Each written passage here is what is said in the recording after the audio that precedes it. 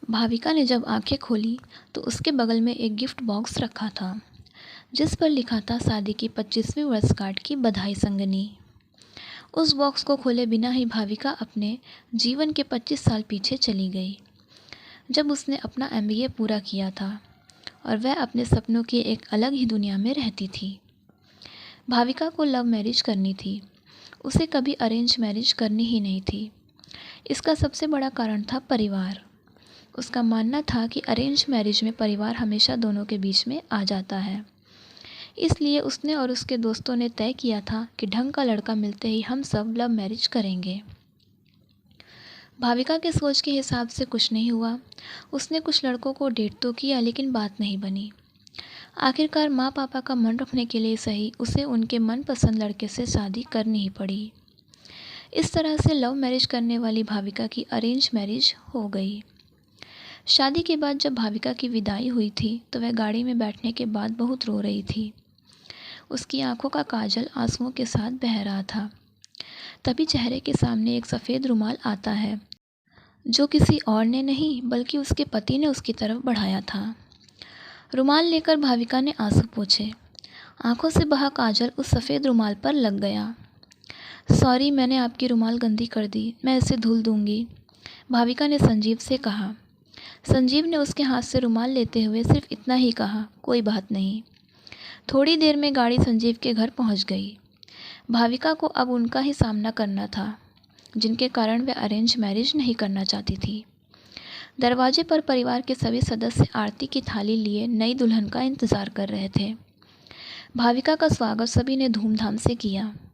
गृह प्रवेश के बाद शादी की बची हुई रस्मों को जल्द ही खत्म किया गया। भाविका की सास ने अपनी बेटी से कहा, भाभी को उनके कमरे में ले जा, आराम करने दे, बहू बहुत थक गई है। रागिनी तुरंत उठी और भाविका को उसके कमरे में ले गई। भाभी, आप यहाँ आराम करिए, कुछ भी ज़रूरत हो तो मुझे बुला लेना। भारी लहंगे और जेवरों को उतारने के बाद भाविका फ्रेश होकर सो गई। 5 घंटे बाद उसकी आँख खुली तो देखा कि रात के 8 बज रहे थे। संजीव को कमरे में आता देख वह थोड़ा सकपका गई। अरे आराम से, ऐसे झटके से नहीं उठते हैं, संजीव बोला। हल्की मुस्कान के साथ भाविका बोली, लगता है कि मैं कुछ ज़्यादा ही सो गई। तभी दरवाजे पर दस्तक के साथ भाविका की सास अंदर आते हुए बोली, नहीं बेटी, शादी की थकान है, चंद घंटों की नींद से थोड़ी जाएगी। लो खाना खा लो और उसके बाद फिर से सो जाना। जब भाविका ने खाने की प्लेट देखी तो उसकी आंखों में आंसू आ गए। प्लेट में उसकी पसंदीदा मटर मशरूम की सब्जी, रोटी और मेवे की खीर थी। मम्मी जी, आपको कैसे पता कि ये मेरा पसंदीदा खाना है?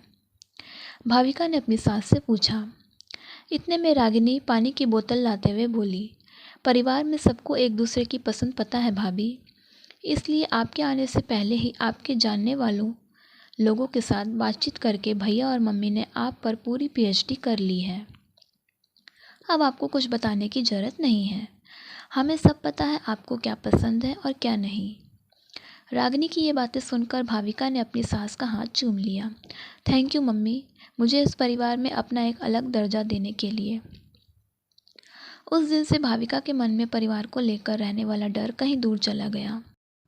उसने परिवार को अपना माना और परिवार ने उसे अपनाया। इस तरह से हंसी खुशी रहते हुए भाविका और संजीव की शादी को आज 25 साल पूरे हो चुके थे।